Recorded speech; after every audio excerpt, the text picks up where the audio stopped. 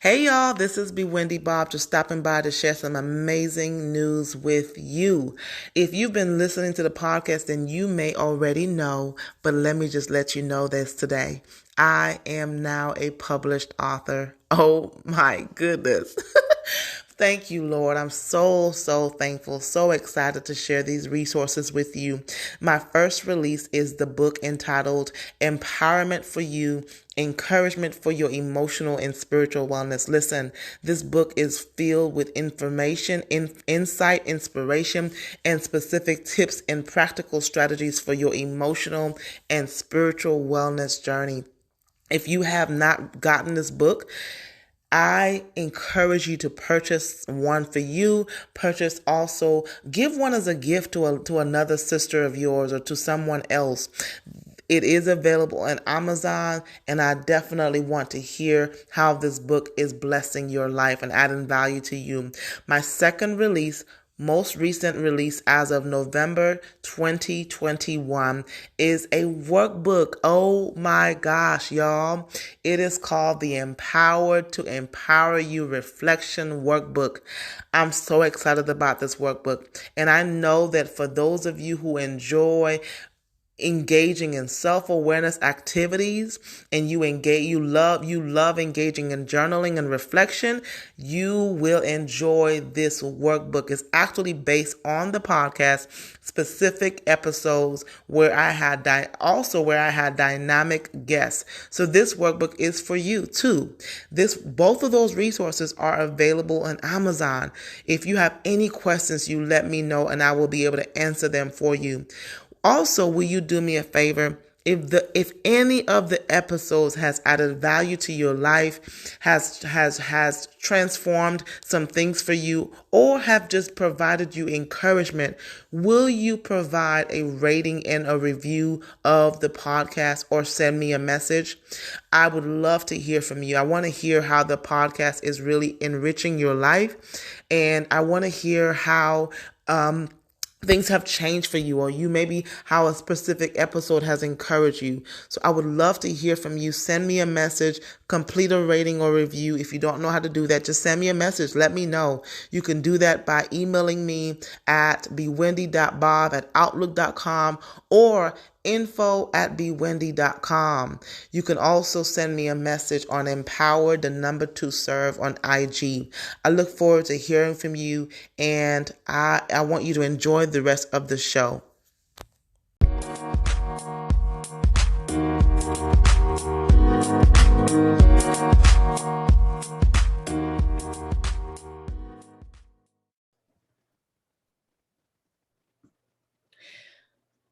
Well, hello, everyone. Welcome to Empower to Empower You podcast. This is your lovely host, Miss B. Wendy Bob. I'm so thankful that you get to join and tap into the podcast today.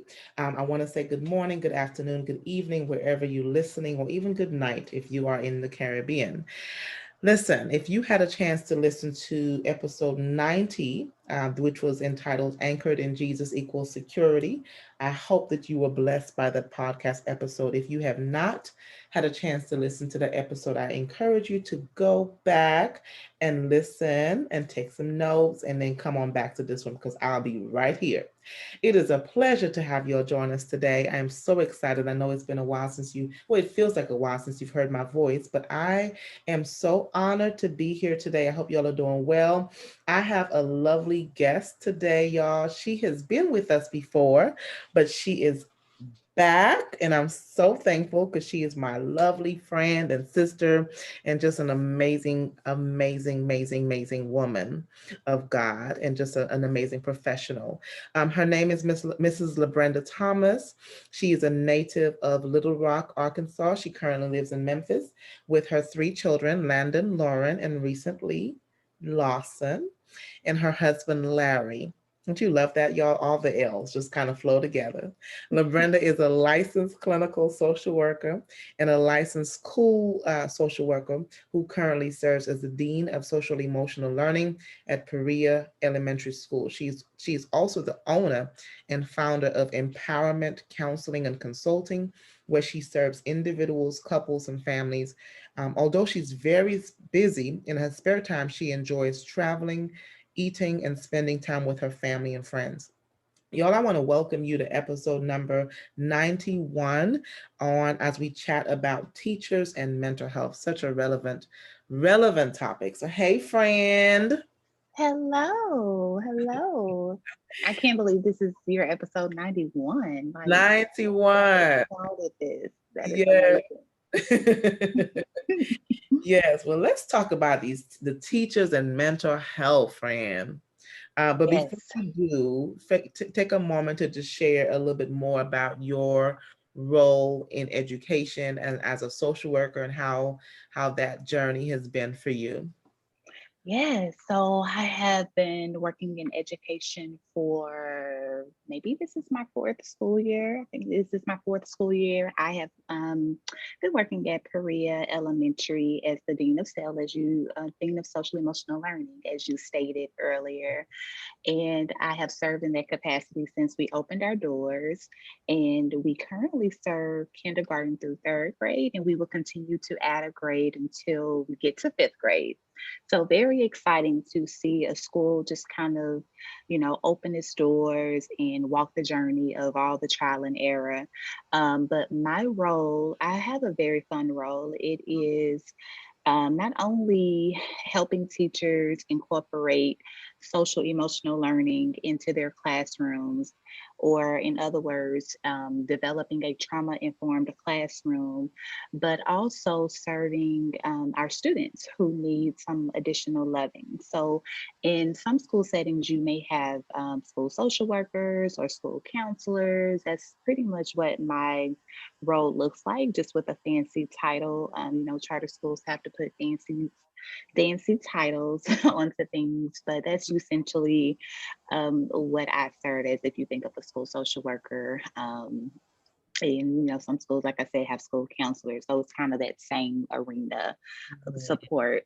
So not only do I help teachers, coach teachers with incorporating social emotional learning into their classrooms and supporting our students, but also supporting our teachers.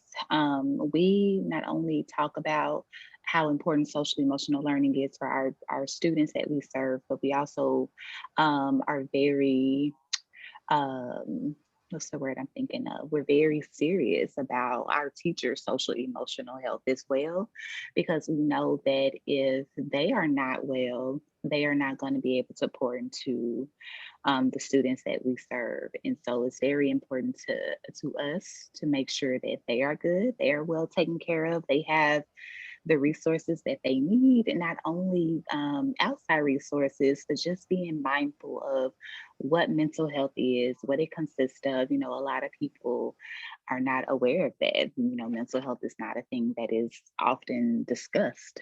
So we want to make sure that they are just well educated around just mental health in general, and then knowing how to access resources outside of our school for any support that they need.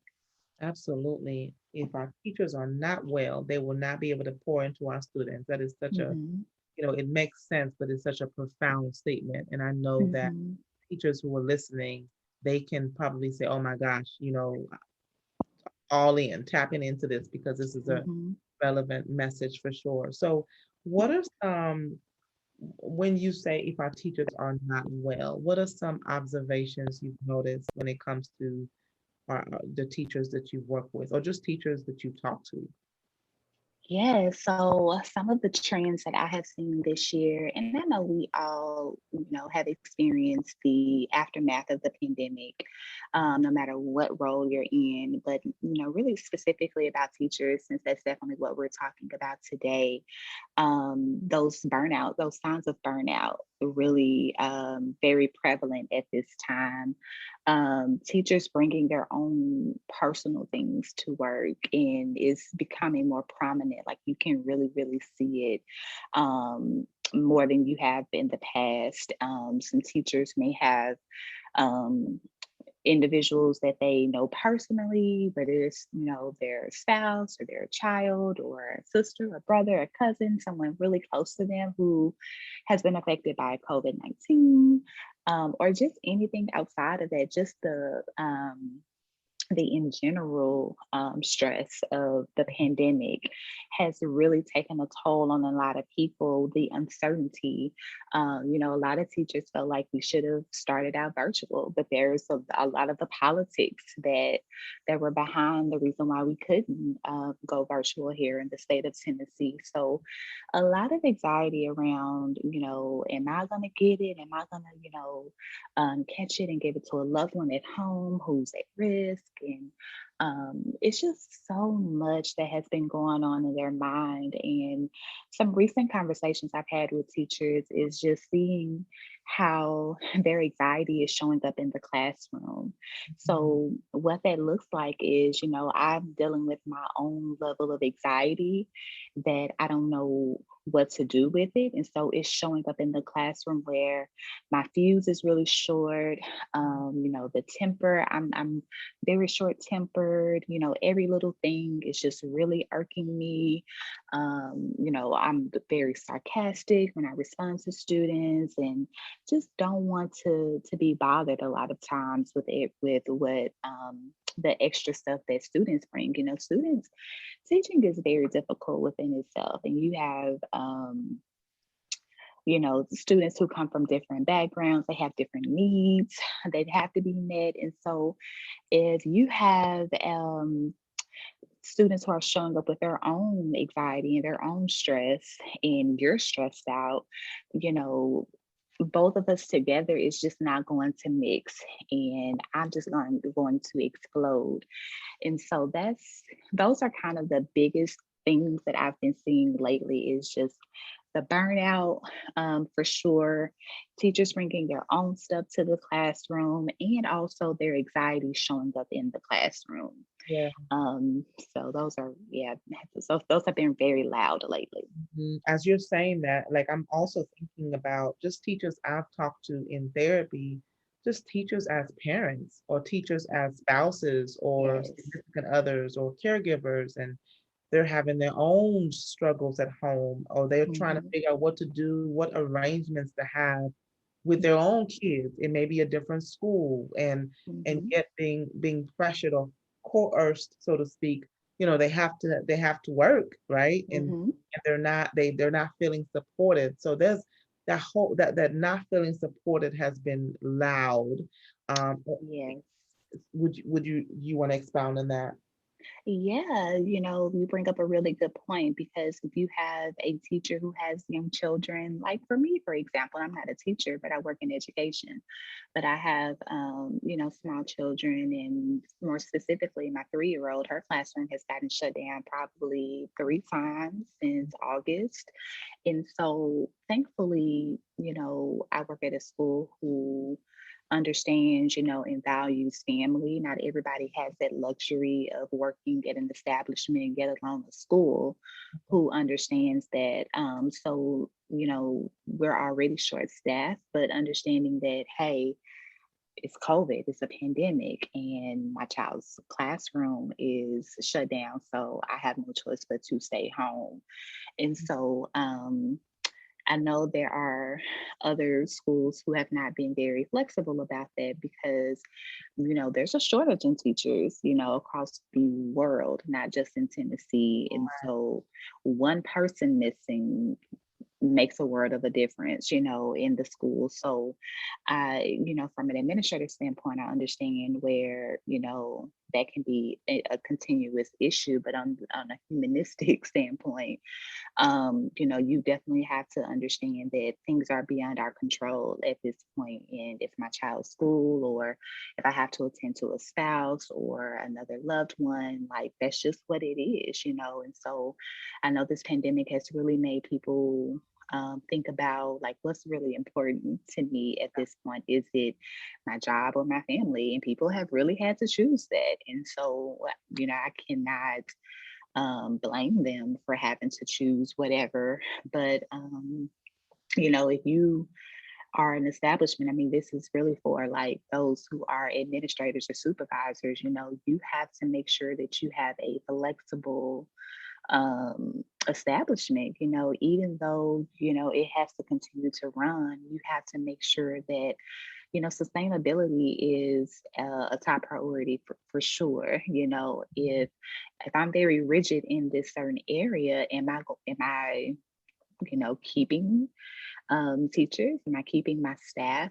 So those are things to really consider when it comes to how rigid we're going to be when it comes to people needing to be out for personal reasons. So, Absolutely. It's so sad that we've gotten to the point where you said teachers have to choose between their job or their family.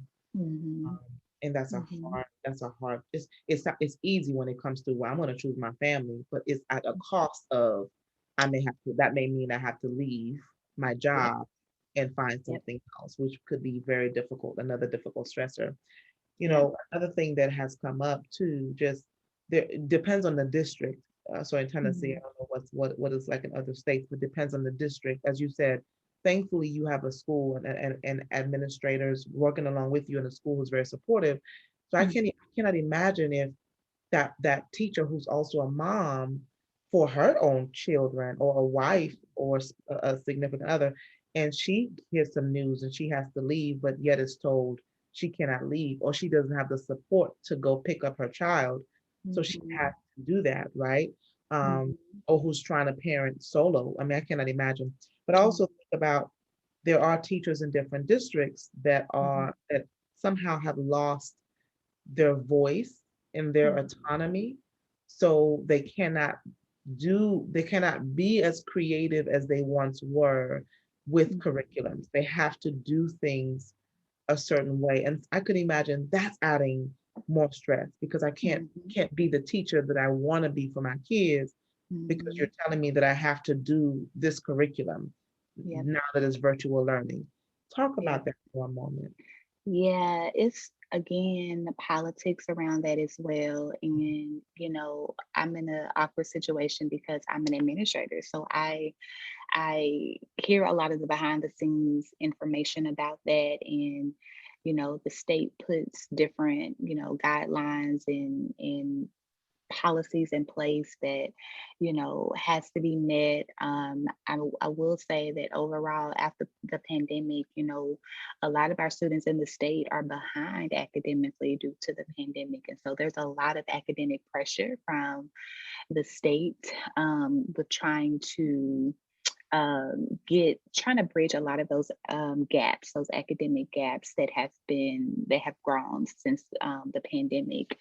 But more specifically, when it comes to curriculum and teachers, finding their voice, and, even though there are like restraints around creativity, there is still some wiggle room for creativity, and I just really want to urge teachers to continue to be advocates. Now there are situations where some schools, some administrators are just not going, like some of them honestly do not have the creativity themselves to help you be creative. So unfortunately, when you're in that situation, you know, is you kind of have to pick and choose those battles. Like, do I continue to advocate for me and my teachers and, bring solutions to the table, instead of saying, well, hey, are there other ways that I can do XYZ? And depending on them to help come up with these reasons, or not reasons, but these other ways to think outside the box and teach the curriculum. Maybe you bring solutions to the table and say, hey, I've been researching, I've been doing this, I've been doing that. We can still meet we can still be on course in terms of meeting these standards from the state. It doesn't go behind the standards that they want us to meet, but we can still do it this way. Bringing those things to the table, being that leader, that can help them think outside the box. And because I know when administrators are, really stressed out, and, a lot of focus is on the standards from the state, it's just that's your only focus. So helping them may be helpful for you thinking outside the box, or just advocating for your students, or the faculty and staff that work with you, your colleagues. Those things, like just not letting up from that. And I know that it's very difficult, and we can go on and on about, well, I've done that for this long, and I've, XYZ 1, 2, 3. Go to that person who will listen. There's one person out of, whoever, however many administrators at that school. There's somebody you can get through, even if you don't feel like meeting at a full table of administrators is going to be productive. Have a meeting with that one person who will be a listening ear and can help you sell whatever this is that you're trying to do in your Right. classroom, or either school wide. But there are things that can be done creatively, but you just got to find that right person to help you Mhm. enforce that, or get that, lifted off of the ground. But it's a very difficult situation, especially when you're dealing with um, guidelines and procedures from the state that you have to follow. That's hard. That's hard.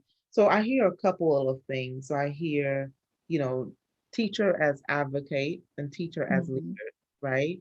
Hmm. Also earlier, I heard you say that if teachers are experiencing major burnout, then their Hmm. burnout gets in the way of even wanting to be a part of the solution, or even Yes. wanting to take initiative to suggest the strategies. And so if Hmm. teachers are burnout, I think it's important. It sounds like it would be important to first of all address the burnout. So how would they do that? They have students to teach. They're responsible for a whole classroom or virtual learning. They're told to handle these curriculums. The school holiday doesn't come up, for example, for Hmm. another few months, for example. Hmm. How do I, as a teacher, now I'm not a teacher, but just people who Hmm. listen, if I were a teacher, how do I prioritize my burnout? Hmm. I keep seeing myself as a victim in the situation because I'm Hmm. I don't have a voice. I know I'm supposed to, maybe I could suggest some stuff, but I'm tired Hmm. and I'm Hmm. angry and I'm frustrated and I'm sad, right? How do I address Hmm. my burnout? That is so key. That's a great question. So many things to unpack with that one question. Yeah, So I'm yeah. going to try to, take it I one thing at know. a time. I feel like I'm peeling a In the banana. layers, right?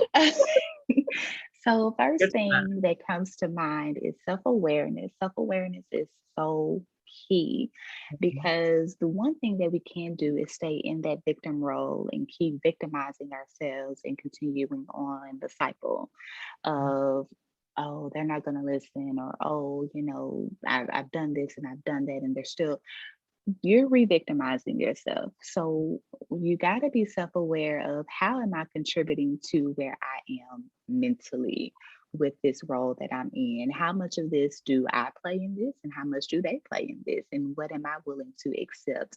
And once I realize, like, the role that I play in it, then I need to make the necessary adjustments. Maybe I need to shift my mindset. Maybe I need to change sometimes we center ourselves around colleagues who add fuel to the fire. Like, if we're bitter, then we're gonna cling to other bitter colleagues. So being mindful of who those circle of people are. If I'm constantly in the break room with the bitter betties, then I need to shift over to the people who are more uplifting and more positive, have fresh ideas, because that can keep you stagnant too. So you got to be very self aware of how you contribute to where you are, because it takes multiple people. It's not just all on the school system. It's not all on the administrators. Like, I play a role in this in some type of way, whether it's just my mindset, or I'm just content with being where I am mentally with this. Um, Another thing I would say is, this is kind of in tune with the self awareness, but being know when you are burned out, knowing what those signs of burnout are, because we kind of go through the motions, and we don't realize that, oh, I am burned out. Oh, I am really, really stressed out. You just kind of know that you're not feeling it, but you don't really know what to call it. What is this that I'm experiencing? So easy signs that I can pinpoint in terms of burnout. If it's Sunday night, if it's Sunday morning and you're dreading Monday morning, you are burned out, baby. Mm. If you are isolating yourself when you get to work, you don't want to deal with anybody, or no, there's nobody at work that you can talk to, that you can relate to, that you want to, when it's time for those grade level meetings, it's time for PD, like you don't want to be involved in none of it, you're burned out. If you're depressed, if you are, just not taking care of yourself, if you know that you are not you, like you Mhm. used to show up and you used to enjoy work, you used to enjoy being with your students and learning new things about education and new things that you can do in the classroom, you're burnt out and you no longer feel that way, you're burnt out. So knowing what those signs are, there's so many more that I could name, but just those few, just to kind of, those are really common, especially the Sunday night blues. Those are very, very common signs that you are, on the edge of burning out. So you definitely need to take heed and take care of yourself That's if good. it leads it to that. Mhm. That's good. And I wanted to remind people too, or inform people too, if people want to just be curious on their own professional quality or just burnout, there's a free assessment for anybody called ProQual, Professional Quality of Life Scale. So you can just look, Google ProQual Mhm, and just do the assessment for yourself to be able to, just in case you're not aware, if you're just mhm, curious, anybody, mhm, you do not have to be a counselor to take this, but especially if you're teachers or just any professional, you can definitely take that so that you can have context to be able to talk to a mental health professional and say, I did this assessment and I am clearly experiencing high signs of burnout. that is so important.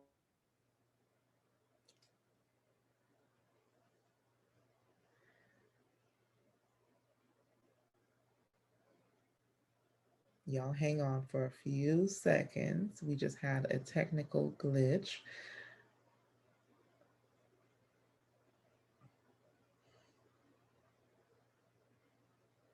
but I hope that you are getting a lot of gems from this podcast as LaBrenda is talking about teachers and mental health.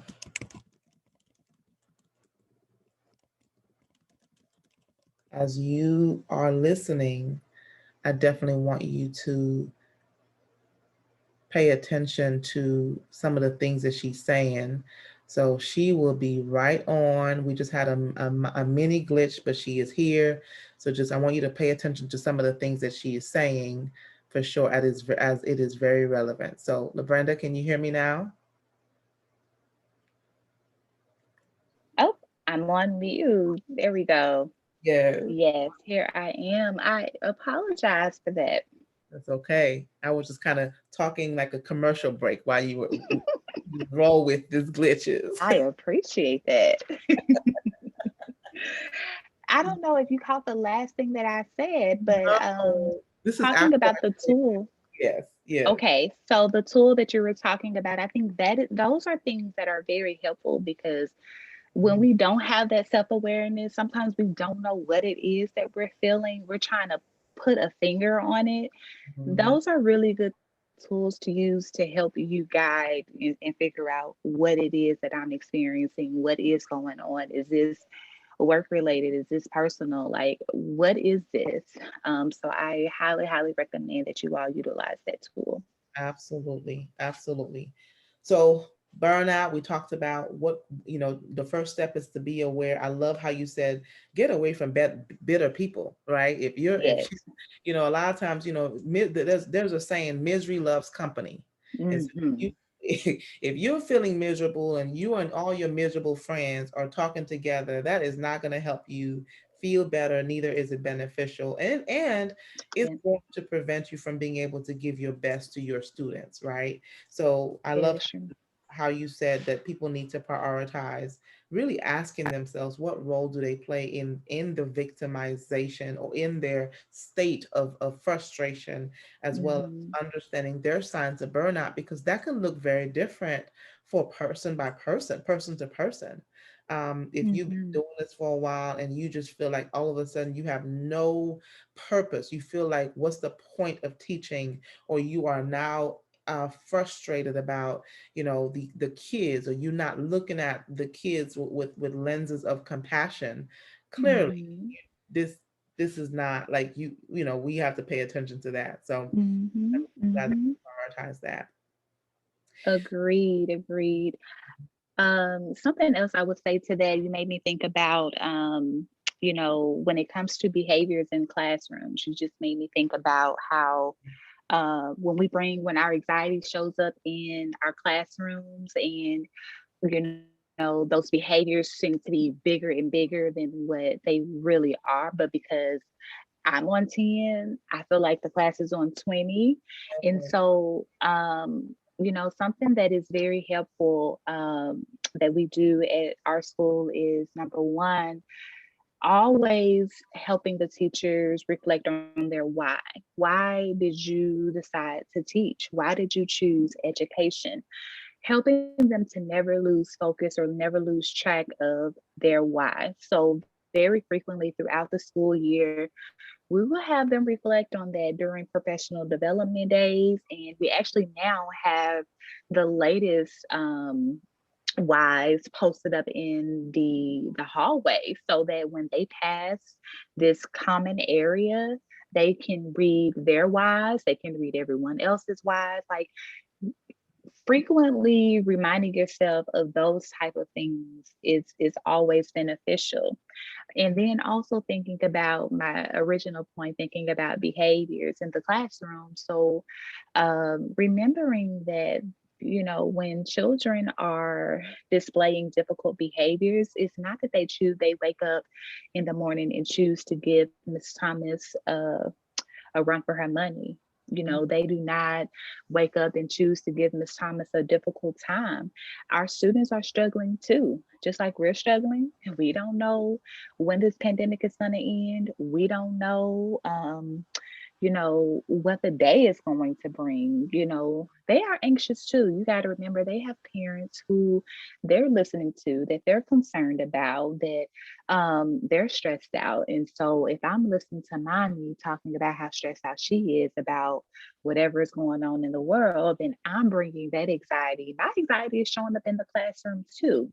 So Mhm. we have to always, I love, you were talking about that compassion lens. We talk to teachers about that empathy lens, looking from a lens of empathy, and, chasing the why, figuring out what is the reason why LaBrenda is choosing to, or why LaBrenda is struggling, not choosing to, why is LaBrenda struggling in my classroom today?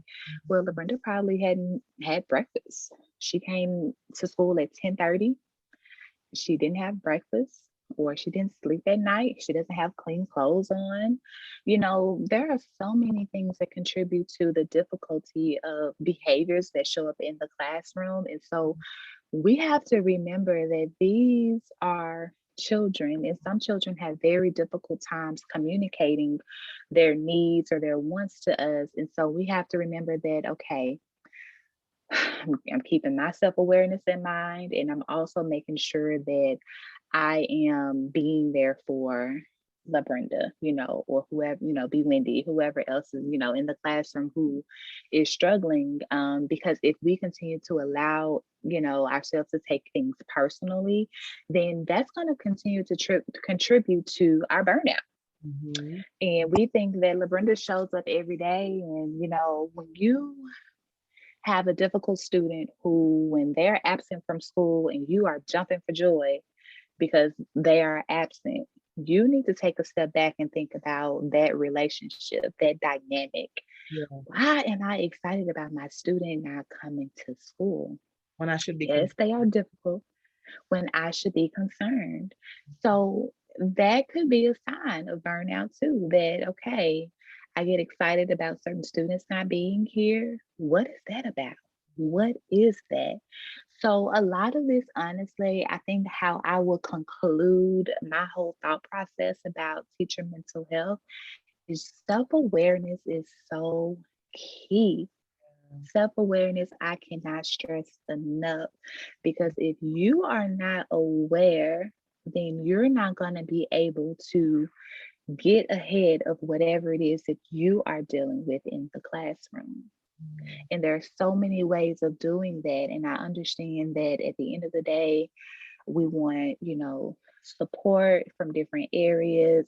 And if you feel like you're not getting that support, you got to find somebody that you trust within that establishment that you can talk to, Absolutely. because there's no reason why you as a teacher should not feel valued, because you are valued. The work that you all do is very, very difficult. And if you do not feel valued where you work, you need to speak up, and you need to speak up respectfully, and figure out what do I need, instead of just saying I'm very solution oriented, solution focused.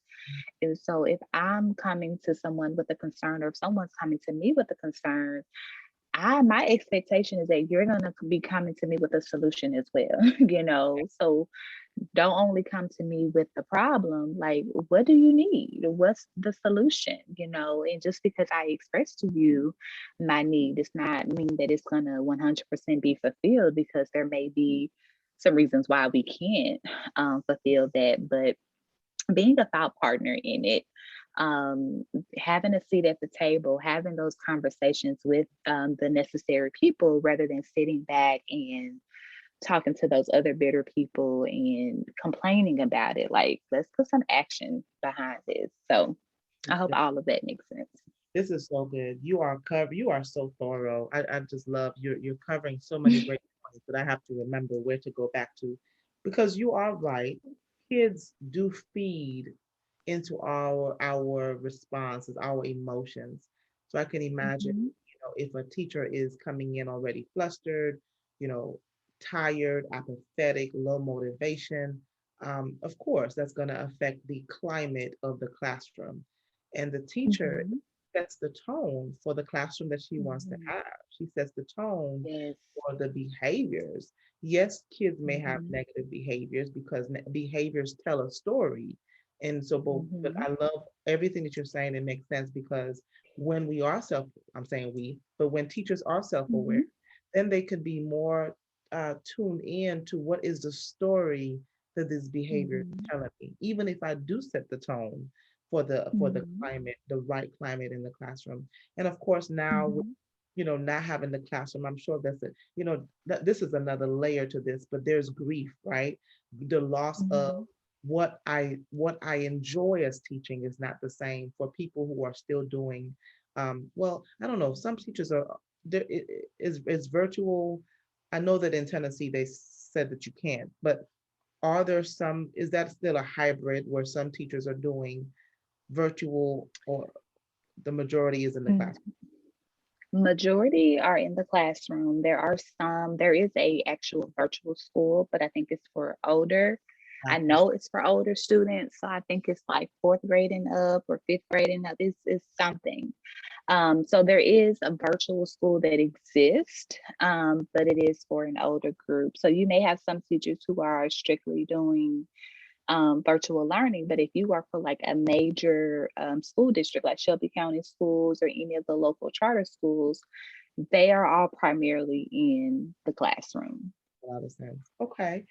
So in terms of, what teachers should be aware of and what steps Mhm, should they be taking to address their mental health? I know you gave a lot of points mhm, to that question in terms of, mhm, seeking somebody who will listen, seeking to bring in mhm, solutions. practicing their own self-awareness, maybe taking the ProQual assessment to figure out where their level of burnout is. Is there anything when we think about resources or resources that you have found helpful? And then we'll also talk about how you serve teachers in your practice, because I know that's also another Mhm. layer of your business. So before we talk about that, just in general, steps that they should take or resources that you've Mhm. seen helpful for teachers or would be helpful. Yeah, so can't talk about this without raving about what we do as Eperia for our teachers. And I take a lot of pride in the tools that we provide for them because I don't know anybody else who's doing what we're doing and really taking teacher mental health serious to this degree. So, one thing that we have implemented is we are a social emotional learning school. Obviously, my role is that within each classroom, we have a calm down area for students. So students go to this calm down area to either self-regulate or co-regulate when they're dysregulated. So we thought about, we need an adult calm down area. So that's exactly what we did. We bought this space literally called The Room. You can look it up. Just Google The Room, and it literally looks like a phone booth.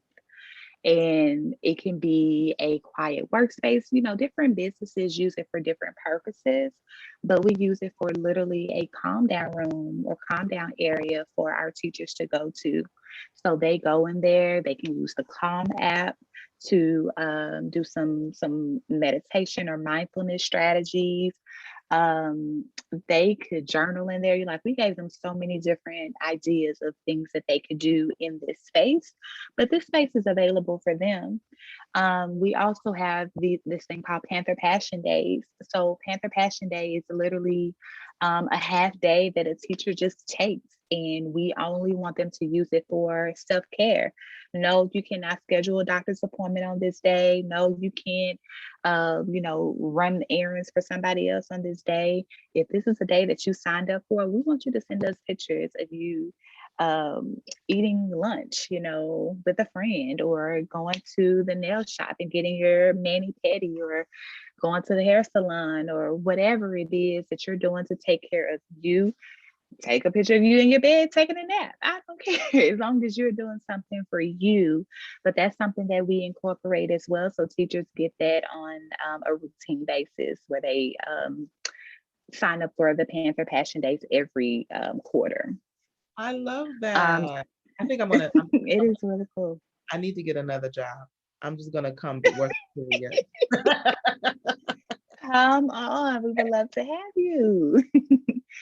Something else we did this year that I'm so excited about is that we hired a contract therapist who could see our teachers. So we knew about our EAP benefits, but our EAP benefits only offered 3 sessions. And you and I know, Wendy, as clinicians, we have our own private practices. By the time you get to 3 sessions, you are still learning the client's name, and everything else about them. So 3 sessions is just simply not enough. And so we decided to hire a contract therapist exclusively for them. They only have to pay $10 out of pocket, and we cover the rest of the fee from the therapist. But we wanted to give them an additional resource because we've had some staff members who were dealing with some very deep things, like people were losing loved ones. People were dealing with so many other personal issues that just 3 sessions were not going to cut it.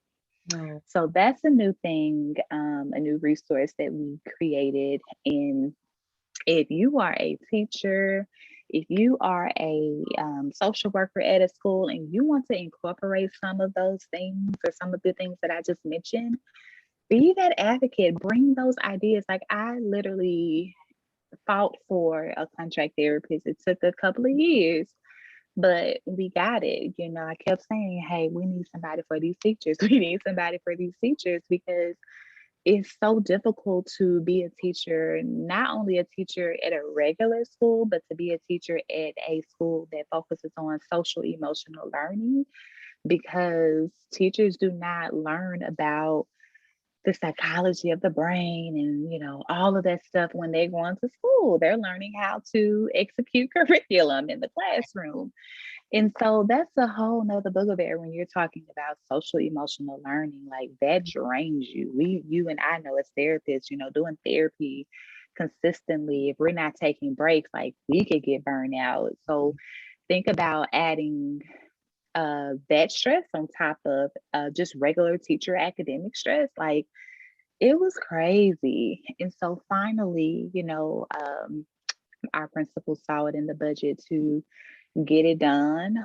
So those are things that is an example of bringing solutions to the table. If you see that there's an issue, hey, how about we do X, Y, Z? And even if they say no the first time, or we'll think about it the first time, you keep advocating for those things that are necessary. And we have other perks and things that we do to kind of keep the momentum and keep the culture up and alive. Our principal will oftentimes surprise staff with, special treats and trinkets and things like that. And, this is leading up into fall break is next week for us.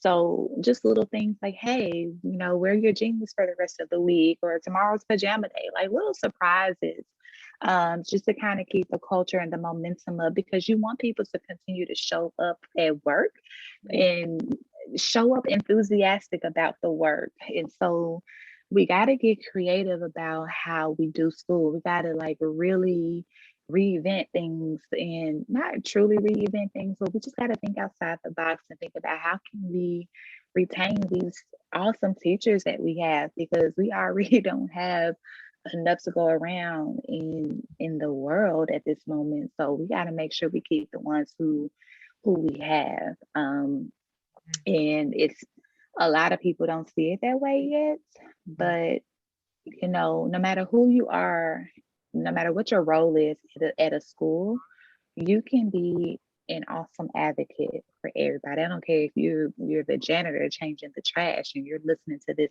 this podcast episode. Take that idea to someone. Hey, I heard about this idea.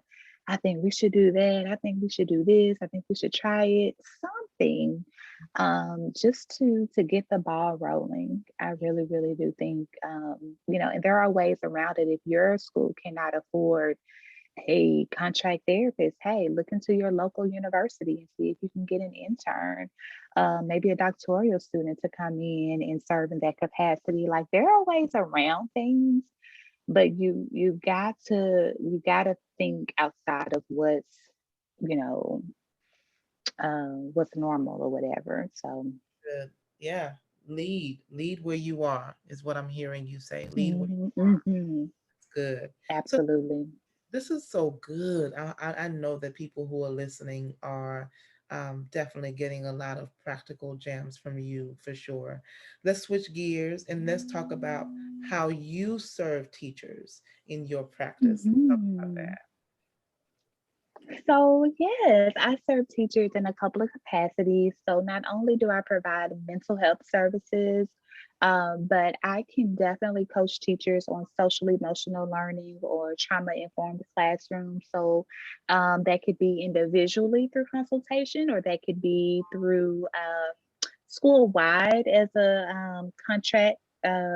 Independent contractor for a school or the district just to help faculty and staff within that establishment on incorporating social emotional learning or trauma informed classroom or just a trauma informed school within their particular district or their school building. So, again, individual help. If you are a teacher who just wants to take a stab at social emotional learning in your individual classroom, definitely contact me. Or if you work at a school and you want your school to get on board with social emotional learning, contact me. Not just, I not only provide that type of support, but just individual mental health support. I think the one thing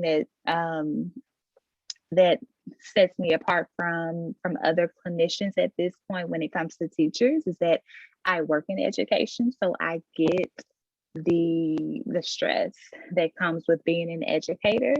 So there is a lot of there are a lot of things that I can relate to in terms of what you all may be dealing with in the classroom. So if you just need individual mental health support, definitely call me and let me know what you need. I love it. And what's the best way people can connect with you, LaBrenda? So my website is ECC hyphen Memphis.com. That's E as in elephant, C as in cat, C as in cat, the hyphen symbol, Memphis.com. My email address is lthomas at ECC hyphen symbol, Memphis.com. So you can get to me from either of those, either way, email or go to the website. There's a way to get to me through there too. Awesome. Awesome. Well, is there any final word of advice? I know you shared a lot. You gave a lot of great wisdom for teachers who are listening. I love how you can. I love that you can relate to teachers because you are in the midst of it. I also love what Peria is doing to support teachers and mental health. That is so warm to my heart. That's why I want to come. Mhm. But but are there any final, words of advice just based on the current climate? We don't know if it's going to get easier. It may get worse. We don't know what's going to happen. But based on the current environment as it relates to teaching, any final words of advice that you have for teachers who are listening today? Yes, I would say be flexible and give yourself grace. I know as teachers, as educators, we like to be very rigid and we like for things to be in order. Things can still be in order and I can still be flexible. Like flexibility and order can coexist. You can be in the middle of that. And grace, grace, grace. Give yourself grace and give your students grace, give your administrators grace. So we are all trying to figure this thing out together. Nobody knows the end. Nobody knows how it's going to end, when it's going to end. So be a team player and just, give everybody grace, including yourself. Take care of yourself on the weekends. Take care of yourself at night. Do not, do not, do not take work home. It can absolutely wait until the next day. And prioritizing those things that need to get done so that you don't fall behind and then, you're swamped with trying to figure out how to stay afloat with everything else. I know those are a lot of takeaways, but the, Good. Those are good. literally that's the survival tips that I have for teachers for the remainder of the school year. Just pacing yourself, giving yourself grace, rigid, getting rid of, rigidity, Yes. flexibility can definitely coexist with having structure in the classroom. So though that's what I would say. And would love to help out if there's anything else that you all need, any other questions. Mhm. Please, please, please go to my website or email me. I would love to help out in any way that you need. Yes, thank you so much, Fran. Thank you so much. So people will contact you, ecc-memphis.com, and I'll put that in the show notes, as well as Okay. lthomas at eccmemphis.com. Did I say that correct? Mm-hmm. Awesome. Well, I'll put those L in the, Thomas is, mm-hmm. say it again. Don't forget hyphen for ECC hyphen Memphis. I don't know The first one, if for the sex for the email. say the email again. L Thomas at ECC hyphen Memphis.com. Got it. Got it. Thank you so much. I did forget the hyphen, so I want to make sure. I Well, thank know. you. I know this was very valuable, very beneficial, very rich.